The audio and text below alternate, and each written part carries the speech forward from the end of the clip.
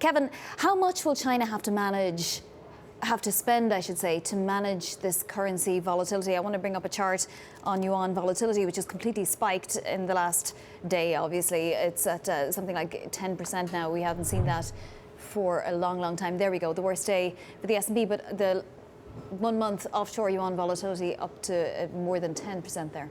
Well, I don't think it's a coincidence that it just happened today. I think this is certainly being initiated by the PBOC, and we have the worst fears of market participants coming. The fight is now out in the open, and up till now, U.S. consumer has really not thought they felt the effects of tariffs. You had administrative officials this weekend out there saying that it's not affecting U.S. consumers. To some extent, the Chinese were absorbing anything that was happening with trade policy, and now they're saying, no, the gloves are off. This is out in the open. You see the response to the equity markets and the broad market. That, in concert with global deceleration at the same time, is just creating a lot of uncertainty. At the same time, we've had Fed uncertainty, China uncertainty, and if you remember when Trump announced his last raising of the tariffs, it was literally after he came out of the briefing of the last negotiation round that they had. So clearly he's not hearing anything that thinks a deal is going to get done anytime soon. So now it's just brinksmanship. It is August. They are set to sit down in September, but the market's not discounting anything material happening at that point. Would you be buying anything today, Kevin?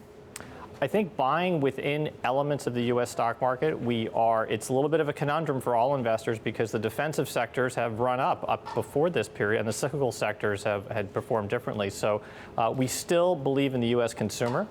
We still are overweight the consumer. We've been underweight the capital goods sector, and those companies more affected by imports and exports. So that's an area where there could be some valuation components there that deem attractive. The earnings season has come in pretty good so far. The most interesting thing about that, I think, buying new names and looking through this, August is always volatile.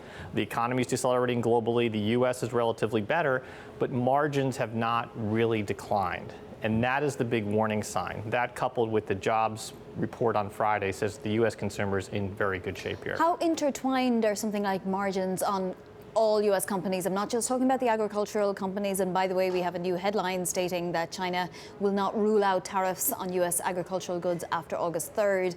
That's a new headline.